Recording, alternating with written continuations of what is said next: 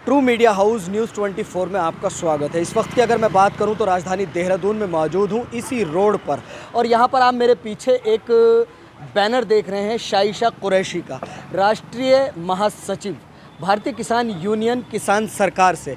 उन पर कल सुबह 9:30 बजे हमला होता है। यहीं से अगर मैं थोड़ा सा आगे की बात करूं तो अली रेस्टोरेंट की मालिक भी हैं। यहां से आप थोड़ा सा 50 मीटर आगे जाएंगे तो उनका एक रेस्टोरेंट है जो कि शाइशा कुरैशी चलाती हैं। उनके साथ कल एक बहुत बड़ी वारदात हो जाती है, बहुत बड़ी घटना हो जाती है। और कमाल की बात यह है, इस घटना के चलते पुलिस प्रशासन और कहना चाहूँगा भारतीय किसान यूनियन किसान सरकार अभी तक चुप क्यों है। और घटना कुछ इस तरह की है कि शाइशा मैडम के हाथ पर एक धारदार हथियार से वार किया गया है, जिससे कि उनकी हड्डी नज़र आ रही है और उनके घर वालों के साथ, उनके परिजनों के साथ बड़ा ही दुर्व्यवहार किया गया है। 25 अज्ञात लोग यहाँ पर सुबह 9:30 बजे आ जाते हैं और पूरा यहाँ पर तांडव मचता है और पूरा खून की होली खेली जाती है। तमाम चारों तरफ खून होता है और यहाँ पर आप मेरे साथ बने रहें। मैं उनके परिजनों से बात करने की कोशिश करता हूं, पूरी घटना को जानने की कोशिश करता हूं। एक्चुअल में सुबह 9:30 बजे हुआ क्या है और किसके साथ क्या हुआ है, आप मेरे साथ बने रहें। तो देखने वाले दर्शकों से कहूंगा वीडियो को ज़्यादा से ज़्यादा शेयर कर दें ताकि आम जन लोगों तक ये घटना पहुंच जाए कि राजधानी देहरादून में किस तरह की घटना को अंजाम दिया गया है। 25 अज्ञात लोग आते हैं और आने के बाद एक घर में महिलाओं के साथ मारपीट कर देते हैं। तो अभी देखना यह है कि पुलिस प्रशासन इस मामले में करता क्या है। और बताया जा रहा है कि शाइशा जो हैं उनकी हालत बहुत ज़्यादा गंभीर है और इस वक्त वो हॉस्पिटल में एडमिट हैं और ज़िंदगी और मौत के बीच लड़ रही हैं। लेकिन उनके परिजनों का एक सवाल है कि अभी तक पुलिस इसमें कुछ कर क्यों नहीं रही है, इसके अंदर गिरफ्तारी क्यों नहीं हुई है। आइए उनके परिजनों से बात करने की कोशिश करते हैं। तो जिनके साथ ये वारदात हुई है उनके परिजन मेरे साथ है। बताया जा रहा है कि उनका बड़ा बेटा है, अभी छोटा बेटा भी यहाँ पर है। इस बच्चे से पूछने की कोशिश करते हैं, सुबह एक्चुअल में तुम्हारी मम्मी के साथ हुआ क्या है?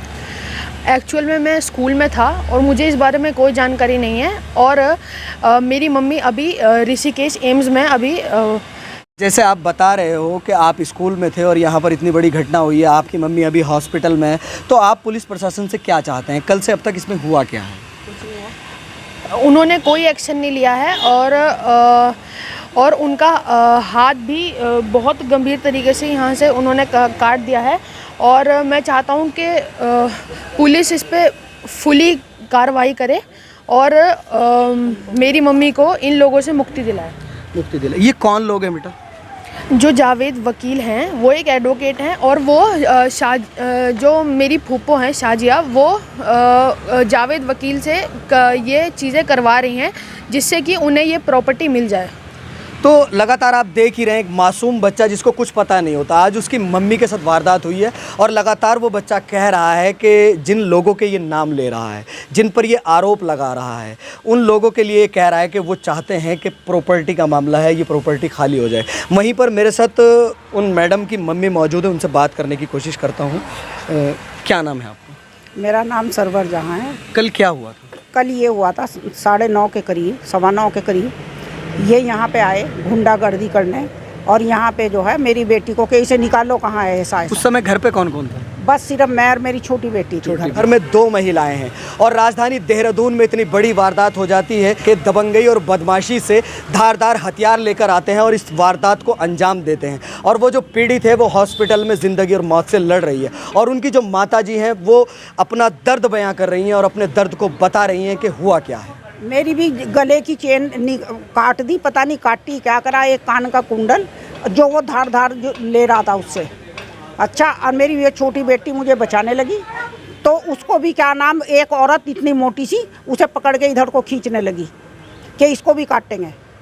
फिर ये आपके ऊपर भी वार किया गया? मेरे ऊपर भी वार किया गया। अभी पुलिस इन्वेस्टिगेशन कुछ हुई है? अभी आपके बयान वगैरह लिए गए? नहीं कुछ नहीं हुआ अभी। तो अभी आप क्या चाहती हैं? भाई मैं ये 2 हाथ जोड़ के कहती हूँ, मेरे बच्चों को, इन्हें छोटे छोटे बच्चों को इन्हें इंसाफ दिलाया जावे। मैं बहुत परेशान हूँ जब से मेरे दामाद की डेथ हुई। ये वो मेरे साथ माता जी हैं जिन्होंने अपने दामाद को खो दिया है और आज इनकी बच्ची की जान पर बनाई है। धारदार हथियार से उसके ऊपर वार लगातार पुलिस प्रशासन से गुहार लगा रही हैं कि मुझे इंसाफ चाहिए, मेरे साथ इंसाफ होना चाहिए। इनके आंसू कुछ बयां कर रहे हैं। देखने वाले दर्शकों से कहूँगा लगातार वीडियो को ज़्यादा से ज़्यादा शेयर कर दें। मैंने अपने सारे बच्चे पूरे इसकी देखभाल में कभी एक लड़की को भेजूं, कभी मैं खुद आऊं। बताओ कहाँ तक मैं देखभाल। आप लोग कहाँ रहते हैं? रुड़की में। बताओ, हम तो रुड़की रहने वाले। बताओ हम कब तक देखभाल। अगर मेरी कल इकली बेटी होती तो ये तो काट के फेंक के चले जाते हैं। बताओ कौन था देखने वाला यहाँ पे, ये बताओ मुझे। तो अभी मेरे साथ उनकी छोटी बहन मौजूद हैं जो वारदात के वक्त यहाँ पर मौजूद थी और जो इस मामले में चश्मदीद गवाह हैं कि हुआ क्या है। क्या नाम है आपका? मेरा नाम शबाना है। मैं क्या हुआ था? 9:30 बजे के करीब हमारे यहाँ ऊपर भी चढ़ गए वो लोग और उन्होंने बदतमीज़ी करना शुरू कर दिया और तोड़ फोड़ कर दी पूरे घर में। और फिर जब हम उनको धक्के दिए नीचे आए तो उन्होंने हमारे मार काट करनी शुरू करी। वो हमारी साथ एक वो आदमी ने पता नहीं क्या गोल सा हथियार ले रखा था जो बहुत शार्प था, घूम रहा था बड़ी तेज़ से ना, उससे उस आदमी ने मेरी मम्मी के गले पे चला रहा था। मैंने उसको पकड़ के एक तरफ किया तो उसने मेरी बहन के ऊपर रख दिया उसके गले पे। जैसे उसके गले पे रखा उसने ऐसे हाथ रखा, उसका हाथ पूरा कट गया और अभी इसीलिए वो सीरियस कंडीशन में। खून की इतनी सारे फुहारे चल रहे थे, पूरी पब्लिक देख रही थी रोड पे, किसी ने हमारी हेल्प नहीं करी। मैं पूरे रोड पे घूमती रही हेल्प के लिए, पर कोई हेल्प के लिए नहीं आया। मैंने अपनी बहन का हाथ पूरे पट्टे से टाइट करके बांधा क्योंकि उसके खून के फुहारे आ रहे थे पूरे। राजधानी देहरादून की तस्वीरें हैं। यहाँ पर इतनी बड़ी वारदात हो जाती है। अली रेस्टोरेंट की जो मालकिन है, जिन्होंने अपना पति खो दिया है, जो तन्हा इस मकान में रहती हैं, अगर कल उनकी बहन और माताजी यहाँ पर ना होती तो एक बहुत बड़ी वारदात हो सकती थी। अभी भी वारदात छोटी नहीं है। हाथ पर कटर से वार किया गया है और लगातार बहन जार कतार रो रही है और इंसाफ की गुहार लगा रही है। अभी आप क्या चाहते हैं? पुलिस ने अभी तक हमें कोई प्रोटेक्शन नहीं दी, ना हमारी कोई हेल्प कर रहा है, ना मेरी बहन एम्स में पड़ी हुई है, मौत के बीच पड़ी हुई है। ये बताओ हम करें क्या? बच्चों को कौन संभालेगा? उसके बगैर हम क्या करेंगे? आप पुलिस प्रशासन से क्या चाहते हैं? हमें प्रोटेक्शन मिलनी चाहिए। उन लोगों के खिलाफ मुकदमा दर्ज करें, उनको सबको पकड़ ले कि वो नहीं। क्या नाम है उन लोगों के? जीवन सिंह और परमजीत सिंह। और ये जो अभी बच्चे ने बताया है, ये इसकी फूफी है सादिया शबाना और जावेद वकील और इन लोगों और एक स्टाफ मदर परवीन, इन लोगों ने सबने मिलकर षड्यंत्र रचा हुआ है कि पूरा घर खाली करके भाग जाए, इनकी माँ या मर जाए। इसे काटने मारने की फिरौती दे रखी इन लोगों ने।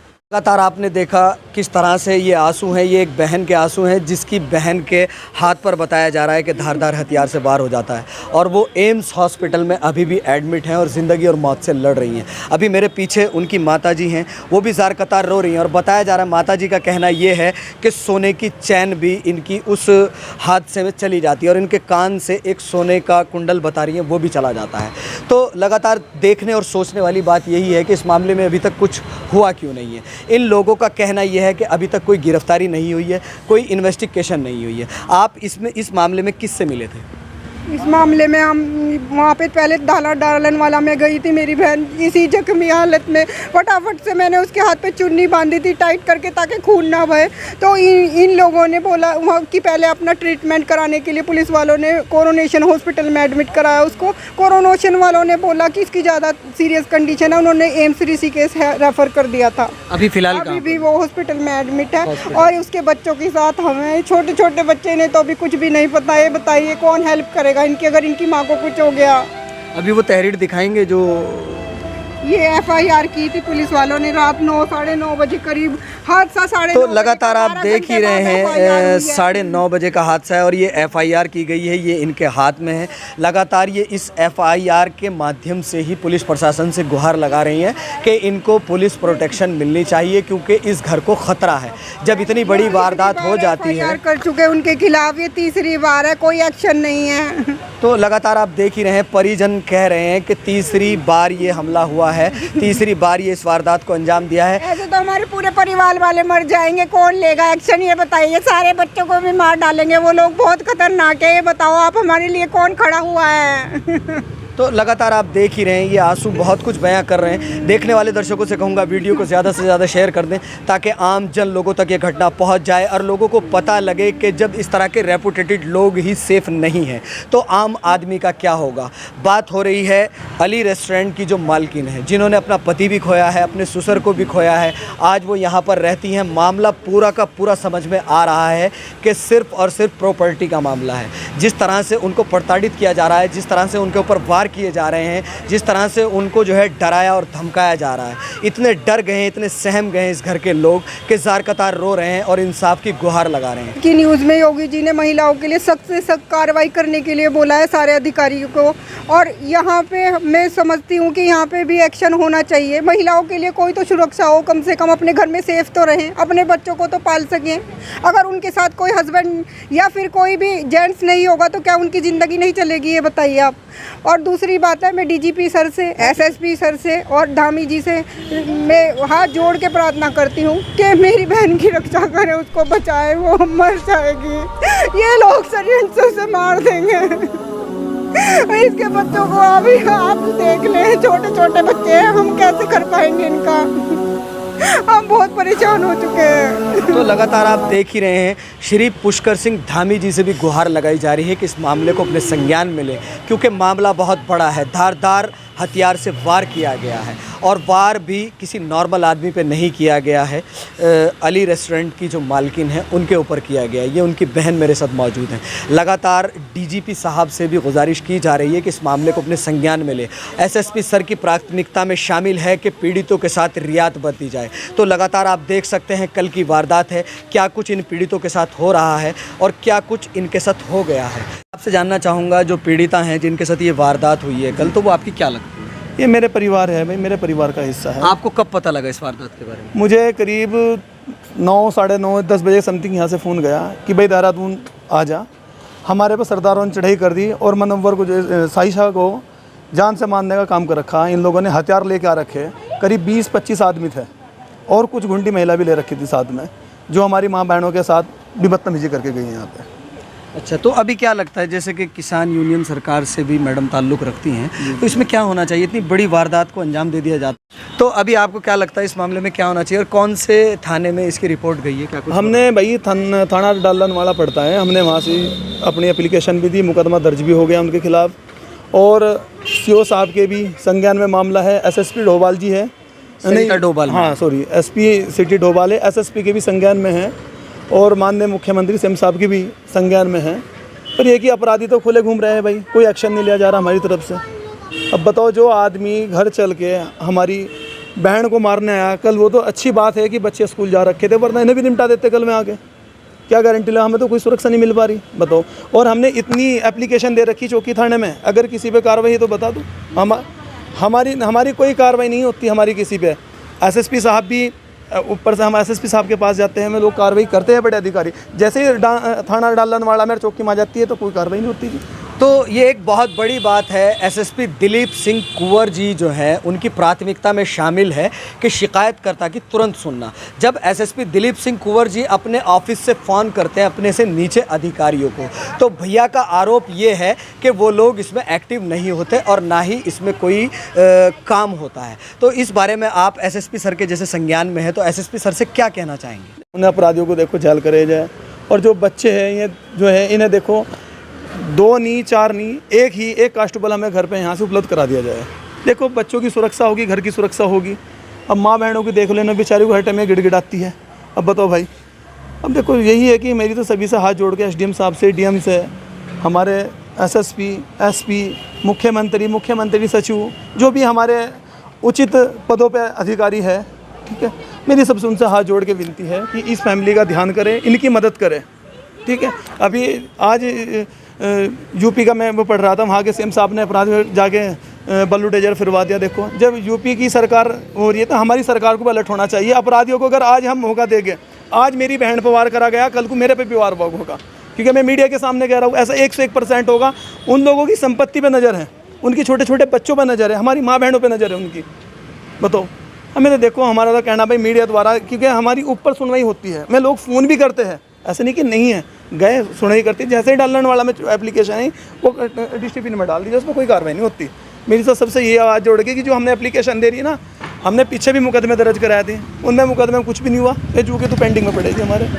तो देखो यही है कि जो हमने एप्लीकेशन दे रखी है उन पर सभी पर कार्रवाई हो।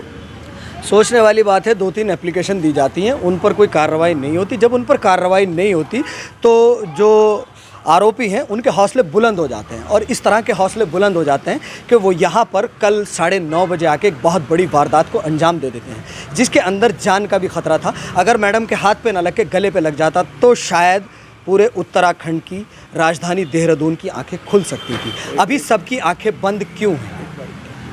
देखो ये जो जगह है ये एशी रोड है, और एशी रोड जो है ना सामने ही देखो, इधर को देखो, ये सामने ही सचिवालय है। देखो जब इतने ही करीब अपराध हो रहा है, अपराधी घूम रहे हैं भाई, इससे बताओ, इससे बड़ी बात और क्या हो सकती है? हम लोग को बताओ, हम अब भी डरे हुए हैं। देख लो, कैमरा घुमाओ, देखो क्या हालात। अभी कैमरामैन पर्सन से कहूँगा इस तरफ की तस्वीरें दिखाएं। उनके बच्चे भी डरे हुए हैं और उनकी माताजी भी डरी हुई हैं, बहनें भी डरी हुई हैं, जार कतार रोए जा रही हैं, लगातार गुहार लगा रही हैं कि हमें इंसाफ चाहिए, इंसाफ चाहिए। अब देखना ये है, शासन प्रशासन के आला अधिकारी इस मामले को अपने संज्ञान में लेते हैं, और इस मामले को अपने संज्ञान में लेकर क्या उचित कार्रवाई इसके अंदर होती है, क्या इस परिवार को प्रोटेक्शन मिलती है, क्या इनकी हेल्प होती है।